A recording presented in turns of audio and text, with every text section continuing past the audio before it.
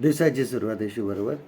मध्यंतरी मी एका इंग्रजी चित्रपट बघितला होता. त्यामध्ये काही अमेरिकन मिशनरी आफ्रिका ह्या देशामध्ये जातात. त्या ठिकाणी एका खेडेगावामध्ये ते शिक्षण देण्याचं काम करत असतात आणि एक स्त्री अमेरिकेवरून येते आणि तिला घ्यायला आफ्रिकेतील एक अमेरिकन जो असतो त्या ठिकाणी काम करत असतो तो घ्यायला जातो. परंतु मध्येच त्यांची गाडी बंद पडते आणि त्यांना जंगलात राहावं लागतं आणि ते त्या ठिकाणी राहत असताना त्यांना ती स्त्री असते ती एका काट्यांच्या झुडपामध्ये अडकते आणि मग तो तिला सांगतो की हलू नको, कारण जसं तुम्ही हलाल तसे ते काटे आतमध्ये रुतत जातात आणि अतिशय त्यांना त्या स्त्रीला वेदना होतात आणि हा जो हळूहळू काटे काढत असतो ह्याला पण काटे टोचतात आणि त्याला खूप वेदना होतात आणि ते काटे असे गुंफलेले असतात सगळे वेलीला.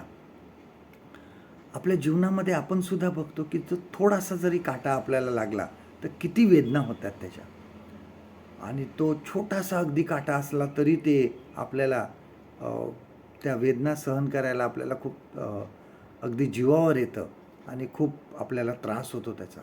विचार करा की प्रभू येशू ख्रिस्ताचा ज्यावेळेस त्याच्या डोक्यावर काट्यांचं मुकुट घातला होता, ते काटे त्याच्या डोक्यामध्ये रुतले होते, अशा वेळेस त्याला किती वेदना झाल्या असतील. आणि आपल्याला हे ज्यावेळेस आपण बघतो त्यावेळेस आपल्याला हे वाचून जेव्हा समजतं, परंतु प्रत्यक्षात त्या ठिकाणी काय परिस्थिती असेल आणि हे काही कमी होतं म्हणून त्याच्या हातापायामध्ये खिळे ठोकण्यात आले आणि त्याला वधस्तंभावर खेळण्यामध्ये आलं, त्याला चाबकाचे फटके मारण्यात आले.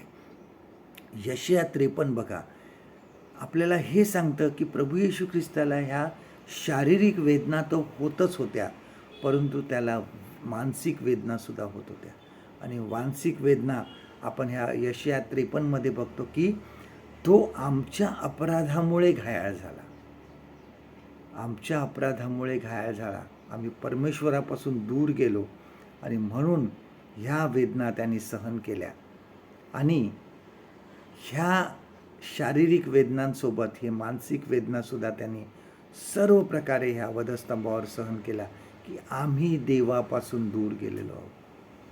ज्यावेळेस त्यांनी त्या शारीरिक वेदना आणि जे दुःख सोसलं ह्यासाठी, कारण आम्ही देवाबरोबर आध्यात्मिक भागीदार व्हावं, आमच्यामधले आणि देवामधला जो भिंत आहे, आड भिंत आहे, ती दूर व्हावी आणि आम्ही परत देवाबरोबर एकत्र यावं, ह्यासाठी त्याने हे सर्व दुःख भोगलं. आजचं देवाचं वचन आपल्यासाठी हे आहे, यशया ह्याचा 53वा अध्याय 5वं वचन, आयझाया चॅप्टर 53 and verse 5.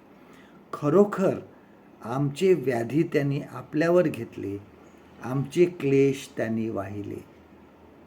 परमेश्वर करो आजचा दिवस तुमचा आशीर्वादित करो.